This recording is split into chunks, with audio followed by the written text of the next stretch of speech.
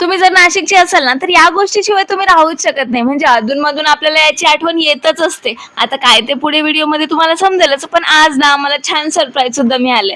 आज सकाळची सुरुवात अगदी निवांत चालू होती आणि सकाळी-सकाळी दीपकला खायचे होते पोहे आणि तेच मी इकडे बनवायला घेतले होते. आता आमच्या घरात असं आहे, की एकाच्या आवडीचं बनवलं, की दुसरं रुसून बसतं. आता रिद्वी रुसून बसली होती, की मला मॅगी का नाही बनवली? तिला म्हटलं, "आत्ता खाऊन घे, मॅगी नंतर बनवेल." नशीब घरात 2च माणसं आहे, नाहीतर जास्त असते तर मी काय केलं असतं. त्यानंतर हे दोघं फ्रेश झाले आणि छान देवपूजा करून घेतली आणि सकाळी-सकाळी देवपूजा झालेली असेल ना, की खूप रिलॅक्स वाटतं. अजून स्पायडरमॅनचा फेवर आमचा तर काही गेला नाही. सो इकडे स्पायडरमॅनचं स्केच ड्रॉ करायचं काम सुरू होतं. त्यानंतर बाहेर थोडं काम होतं, तेच करण्यासाठी निघालो आणि अचानक मला हे मोबाईल होल्डर ना गाडीला लावलेलं दिसलं आणि बंगलोरला होतो ना, तेव्हापासून मला हे अटॅच करायचं होतं आणि ॲक्च्युली मी तिकडे घेतलं पण होतं, पण ते अटॅच करताच माझ्याकडनं तुटलं. सो घेऊ म्हणत आज मला हे एक सरप्राईज मिळालंय आणि आमच्या रिद्वीला एवढे प्रश्न पडलेले असतात ना, की हे वर्क कसं करतं, काय तेच सगळं दीपक तिला एक्सप्लेन करत होते आणि आज ना बाहेर मस्त पाऊस पडत होता आणि खरं सांगायचं झालं ना, तर मला स्वयंपाक करायचा प्रचंड कंटाळा आला होता. मग म्हटलं आता काहीतरी एक्साइटिंग बनवलं ना, तर जरा स्वयंपाक करायलाही मजा येईल. मग काय पाववडा बनवायला घेतला आणि नाशिककरांचं पाववड्यावरचं प्रेम ना, हे मी शब्दात